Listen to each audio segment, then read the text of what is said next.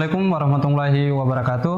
Selamat sore sahabat podcast dimanapun berada. Kali ini jumpa lagi dengan kami di podcast milenial.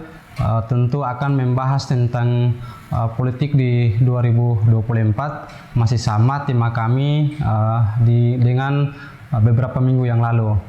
Dan juga hadir bersama kami pada kesempatan ini salah satu narasumber yang luar biasa. Beliau juga merupakan pengurus partai PKS dan juga sebagai DPRD Kota Sorong dan yang diamanahkan sebagai Ketua Komisi 1 DPRD Kota Sorong. Sahabat podcast, mari kita sapa narasumber kita pada hari ini, Bapak Haji Taslim Esos MSI. Apa kabar Pak? Baik, Alhamdulillah sehat. Alhamdulillah, senang sekali bisa jumpa sama Pak Haji pada hari ini. Saya panggil Pak Haji ya? Boleh. Siap. Pak Haji, ini kita tahu bersama bahwa Pak Haji saat ini merupakan salah satu pengurus partai di PKS dan juga sebagai Ketua Komisi 1 DPRD Kota Sorong. Dengar-dengar juga Pak Haji masuk atau bergabung dengan partai PKS itu dari tahun 2004 ya, sampai saat ini masih setia dengan partai PKS. Yeah. Pak Haji boleh sedikit menceritakan pengalaman Pak Haji yang sangat menginspirasi, mulai dari 2004 pertama kali bergabung dengan partai PKS sampai saat ini. Boleh diceritakan Pak Haji? Baik, bismillahirrahmanirrahim. Assalamualaikum warahmatullahi wabarakatuh. Waalaikumsalam.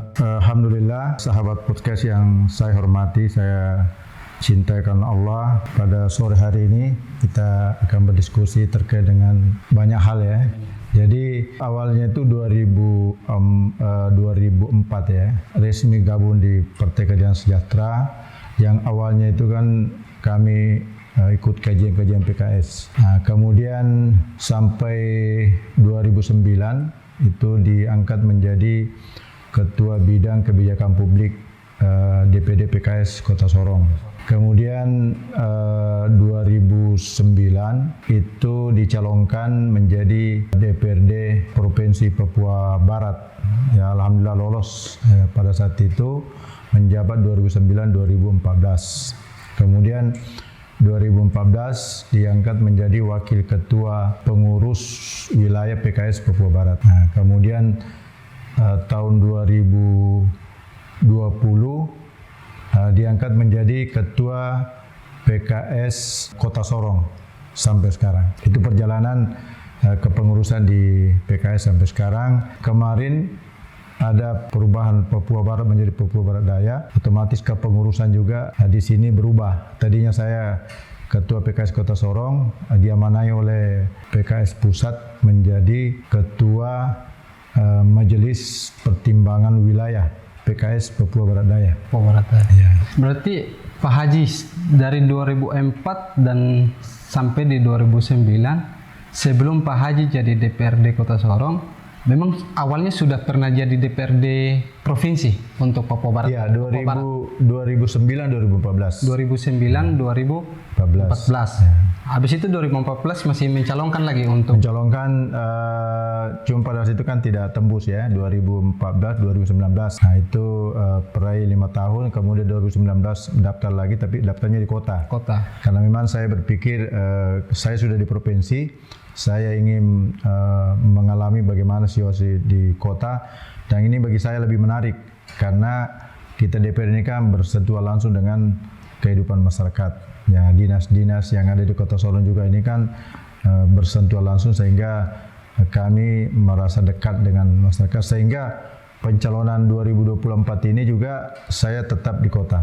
Tetap di kota. Ya. Pak Haji, waktu 2009 Pak Haji didorong sebagai DPR Papua Barat, itu waktu itu yang menjabat sebagai Ketua Partai PKS siapa? Ketua PKS itu Pak Agus Sukrisman ya. Agus Sukrisman. 2000 ya. Agus Sukrisman ketua, sekretarinya Pak Saiful Maliki Arif. Tapi waktu itu juga Pak Agus maju sebagai DPR juga? Dia maju di kota. Di kota. Ya. Berarti Pak Haji yang dipercayakan provinsi, untuk maju ke provinsi. Berarti satu periode di provinsi waktu itu, Papua Barat.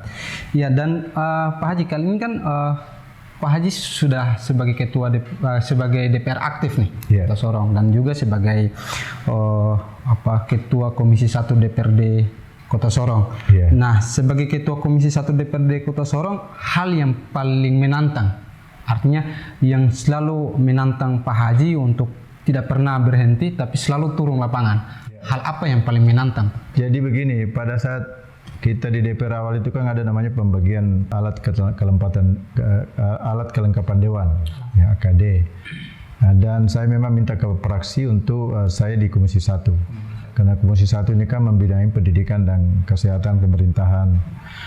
Nah, saya lebih menjualnya itu di pendidikan dan kesehatan, karena saya merasa perlu bahwa pendidikan kesehatan ini adalah amanat khusus Undang-Undang 21.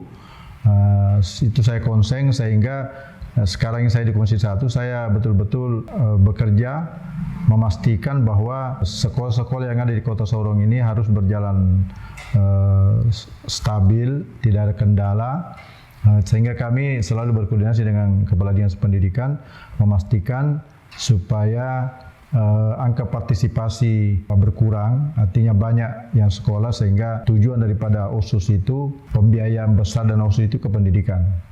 Nah, itu konsennya, sehingga saya betul-betul berpikir bagaimana terutama asli Papua harus kita cerdaskan, sehingga dia akan menjadi subjek, ya, menjadi pemain di tanah Papua ini, sehingga perjalanan Kota Sorong ini khususnya bisa berjalan baik. Oke, siap. Berarti Pak Haji, saya baru selesai bacakan salah satu berita ya, bahwa Komisi 1 itu baru selesai kunjungan ke salah satu sekolah terkait dengan kekurangan guru.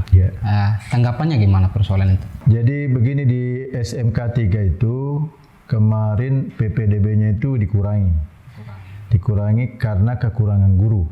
Nah, memang guru yang dicari di Kota Sorong ini memang tidak ada. Ini guru jurusan, sehingga saya menyampaikan kepada Kepala Dinas ini segera harus diusahakan, mungkin membangun hubungan dengan kampus-kampus yang ada di Makassar, yang ada di Jawa, agar lulusannya itu bisa datang ke Sorong dengan memberikan tentu fasilitas.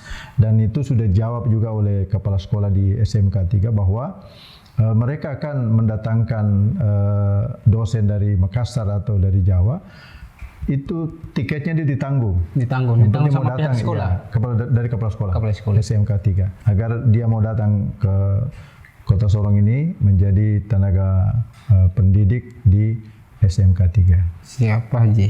Ya, kita kembali Pak Haji bahwa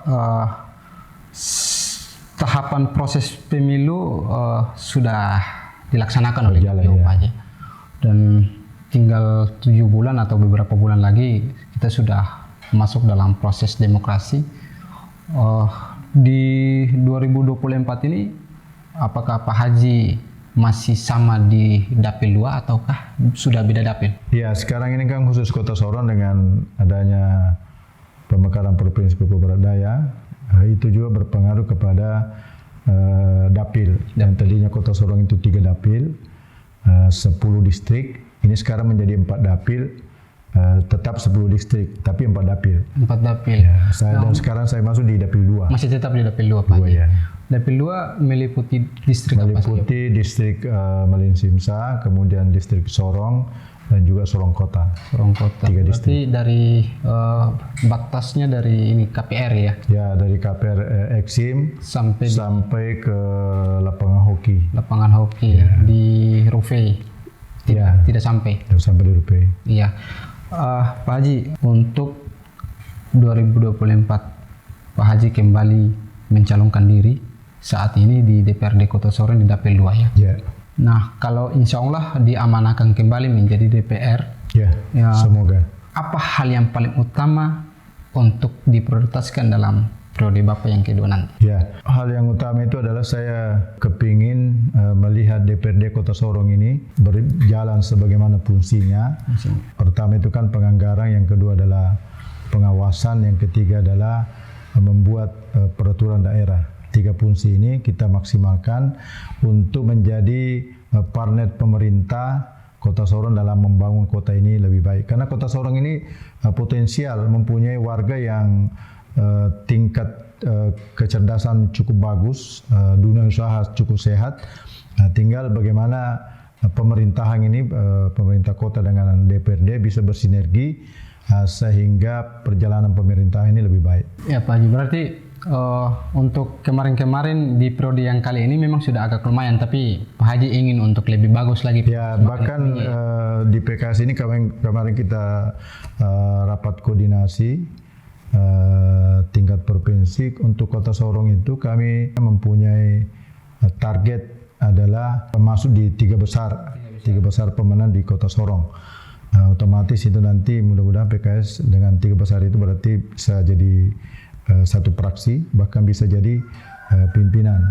Dengan posisi itu tentu banyak hal yang kita bisa buat, yang bisa kita advokasi, yang bisa kita jembatani kehidupan masyarakat, sehingga DPR itu betul-betul bisa bermakna, berfungsi, menjadi alat ya, dan menjadi penyambung suara masyarakat kepada pemerintah sehingga kehidupan ini menjadi lebih baik. Iya Pak Haji, ini menarik, tapi saya juga belum terlalu paham terkait dengan yang tadi Pak Haji sampaikan bahwa targetnya itu PKS harus masuk di tiga besar nih. Nah, target PKS untuk masuk dalam tiga besar ini berarti berapa yang harus ditargetkan oleh partai PKS untuk menduduki kursi DPRD Kota Sorong? Ya, kami target ini dari 4 kursi ini minimal 4 dapil ini minimal 4 kursi. 4 kursi berarti masing-masing dapil juga harus ada begitu? Ya, bahkan kami optimis di dapil 3 itu karena di situ ada 9 kursi dan caleg-calegnya semua potensial. Kami prediksi dapil 3 itu bisa dapat 2. Nah, yang lainnya 1-1, jadi 4 atau 5 kursi itu sudah bisa menjadi 3 besar. Kalau untuk dapil Pak Haji sendiri targetnya harus berapa? Ya, 1 kursi bisa lah. 1 kursi ya, bisa. Karena saya lihat memang di dapil 2 saya ini itu ada 7 incumbent. 7 incumbent. Ya, 7 incumbent dari 8 kursi. Dari 8 kursi. Sebenarnya 8, tapi saudara kita Pak Lilin Sugih itu kan istrinya yang dimajukan, bukan dia. Kalau dia berarti 8. Nah, tapi 7. Nah, ini memang menarik untuk dapil 2 ini, tapi kita di PKS ini optimis. Kenapa? Karena PKS ini adalah partai yang kinerjanya sudah terukur, baik di tingkat nasional dan juga di daerah. Dan kami sangat diuntungkan dengan media sosial, yang dulunya kalau misalnya pemberitaan itu berbiaya mahal misalnya, sekarang ini gratis. Dan masyarakat bisa luasa melihat informasi-informasi sehingga seluruh kerja-kerja PKS itu sampai ke masyarakat dengan mudah. Dan itulah yang membuat kami optimis masyarakat nanti kami berharap banyak menjatuhkan pilihannya kepada PKS. Oh, siap Pak Haji. Untuk di dapil Pak Haji ini masih seputaran dapil Pak Haji nih. Nah, untuk dapilnya Pak Haji partai PKS khususnya khususnya partai PKS itu berapa caleg dalam satu partai itu? Kita 100%, 8 kursi kita. Enggak, maksudnya saya dalam satu partai khususnya untuk Pak Haji ya, di partai PKS. Nah, nomor urutnya itu dari berapa dari 1 sampai berapa? 1 sampai 8. 8, berarti 8 orang. 8 orang dalam satu partai PKS. Nah, memang kuotanya 8 kursi. 8 kursi. Jadi 100% kita isi. 100% isi oleh semua partai begitu? Ya, semua partai. Berarti per partai 88 ya? Kalau yang lain beda Pak Haji? Kalau dapil lain maksudnya? Dapil macam dapil 2, dapil 3 berarti mungkin dapil 1 itu kan ada 7 kursi. 7 kursi. Dapil 2 8, dapil 3 9, dapil 4 6. Nah, jumlahnya 35. Dalam satu partai berapa orang yang dicalonkan? Ya, itu tadi 8 orang. 8 orang. Ya. Berarti beda-beda. Berarti dapil 2 memang 8, terus dapil 9 mungkin ada 9. Dapil 3 9. Dapil 3 9. Dapil 3 9. 9 ini ya. Ya, jadi ini berubah dapil tapi jumlah kursinya tetap. Karena kita ke Kota Sorong ini jumlah penduduk itu kan 284.000. Belum sampai 300.000, jadi masih tetap 30 kursi. Nah, cuma nanti untuk tahun ini kan ada namanya DPR khusus yang pengangkatan 8 orang. Jadi nanti jumlah DPRD Kota Sorong itu menjadi 38 orang. dipilih lewat pemilu, 8 diangkat oleh Otsus. Oh, jadi untuk DPR Otsus itu bukan di provinsi saja, Pak Haji? Bukan, di kota juga. Di kota juga. Jadi ada 8 orang dari seperempat dari jumlah kursi. Kita kursi 30, seperempatnya berarti 7,5 dibulati menjadi 8. 8. Oke. Nah, Pak Haji, terkait dengan masih sama Pak, masih ada di seputaran ini. Nah, target untuk memperoleh suara itu harus berapa untuk bisa menduduki 1 kursi di DPRD? Kalau 2019 kemarin kan kita dapat kursi itu, dapat suara itu di 2140. Itu dari 9 kursi pada saat itu PKS di kursi ke-7. Nah, tapi untuk target ini, untuk khusus dapil 2, kami optimis bisa dapat suara sekitar 5.000-an. Ya, untuk mengamankan 1 kursi, kalau bisa teman-teman semua bergerak semangat, ya harapannya bisa 2, tapi yang jelas 1 itu target yang tidak bisa lepas istilahnya, karena sudah ada 1 kursi. Kalau perintah pusat itu kursi itu harus dipasak ya, dikuatkan, jangan sampai lepas ya. Kalau bisa tambah, jangan sampai yang sudah ada tercungkil, tidak boleh. Nah, itu menjadi amanah dari pusat. Seluruh anggota dewan itu harus bekerja maksimal agar kursinya itu dipertahankan dan kemudian kalau bisa ditambah. Oke. Baik, Pak Haji, ini kita kembali ke yang nasional. Tadi kalau kita diskusinya persoalan Pak Haji di DPRD Kota Sorong, berarti ini masih daerah ya. Kita kembali ke nasional. Nah, Partai PKS merupakan salah satu partai pengusung untuk Anies Baswedan. Nah, apa tanggapan Pak Haji persoalan Pak Anies Baswedan nanti untuk apakah dia bisa menang di Papua Barat Daya ini dengan kinerja 3 partai tadi, ataukah mungkin di bawah suaranya di bawah dengan partai-partai yang lain atau pengusung partai yang lain? Ya, jadi pencalonan Anies Baswedan ini menjadi calon PKS ini kan lama waktunya. Jadi kita jaring seluruh calon-calon yang ada ini, termasuk calon internal PKS. Karena PKS juga kita banyak calon, mantan gubernur juga ada. Tetapi jatuhlah pilihan kita kepada Anies Baswedan karena memang kita lihat kerja-kerja Anies Baswedan ini kan terukur, ya. Terutama kemarin di DKI betul-betul kelihatan DKI itu berubah menjadi kota modern dengan berbagai penghargaan yang ada. Dan beliau adalah tokoh toleransi, dia pemersatu, memasuki semua golongan, semua agama, dibangun semua tempat ibadah. Nah, itulah yang kami optimis bahwa dengan mengusung Anies Baswedan ini bisa memenangkan presiden sekaligus memenangkan partai pengusung. Dan ini ada namanya efek presiden itu ya, dengan misalnya PKS, Demokrat dengan Nasdem itu bisa meningkat suaranya karena pengaruh daripada calon presiden. Berarti Pak Haji optimis kalau Pak Anies menang di... Ya, di Papua Barat Daya ini optimis karena sekarang ini kan masyarakat tambah cerdas. Ya, masyarakat sekarang ini banyak menonjolkan pikiran-pikirannya yang sehat, ya, yang bagus sehingga melihat persoalan itu dengan jernih, dan juga sudah banyak sekarang pemilih tidak lagi mau dibayar karena dia memikirkan kepemimpinannya adalah hajat kita bersama. Kalau misalnya berbayar itu membuat calon itu nanti dia tidak mandiri, dia akan diintervensi oleh siapa yang memodali dia. Tapi kalau calon itu dia mandiri, dia akan berbuat, dia akan bekerja dengan dirinya sendiri. Tentu di situ ada idealismenya bisa berjalan bagus karena dia tidak ada intervensi dari manapun. Siap, Pak Haji. Ya, Pak Haji, kita masuk di sesi terakhir ini. Mungkin saya minta Pak Haji closing statement ya terkait dengan pemilih yang ada di Kota Sorong. Sebagaimana kita ketahui bahwa pemilu ini adalah pesta rakyat. Pesta rakyat. Ya.